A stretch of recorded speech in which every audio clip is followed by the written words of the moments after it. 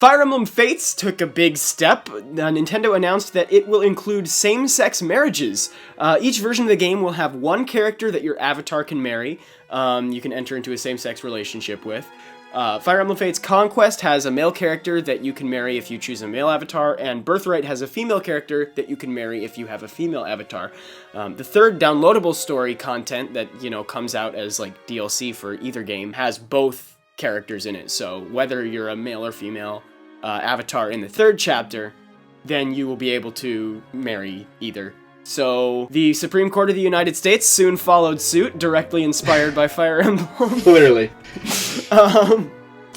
So it's big news. Nintendo says, "We believe that our gameplay experiences should reflect the diversity of the communities in which we operate, and at the same time, we will always design the game specifications of each title by considering a variety of factors, such as the game scenario and the nature of the gameplay.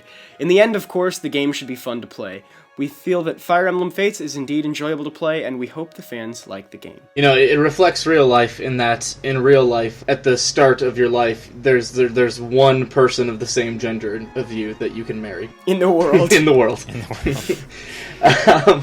I think it's a good first step, but I don't really see why they only allow the third version of the story to have both characters. That seems like an odd restriction to Well, me. I imagine that one character is like on one kingdom and another is on another kingdom, and they just thought it was appropriate, just given the characters that they were writing, to have one of them in one kingdom and one of them in another. Yeah, that's what I was thinking too, and I wouldn't...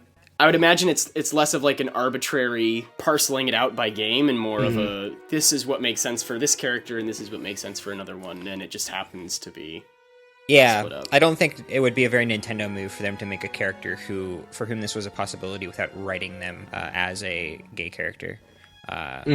So, yeah, it does make sense that it's limited, but it is a little arbitrary. I think it's especially funny that the easier version of the game has the female companion and the harder version has a male companion. Male, harder. But, I don't know. It is a big step, though, especially considering Tomodachi Life and the whole same-sex marriage thing, when there was that glitch and then they fixed it and they were like, sorry guys, it was a glitch. We're not gonna add same-sex relationships now. And then Fire Emblem Awakening, they also didn't have any gay marriage, and people were upset about that. Well, a few months after that whole Tomodachi Life thing went down, Nintendo of America came back and said, we want to try to be more inclusive.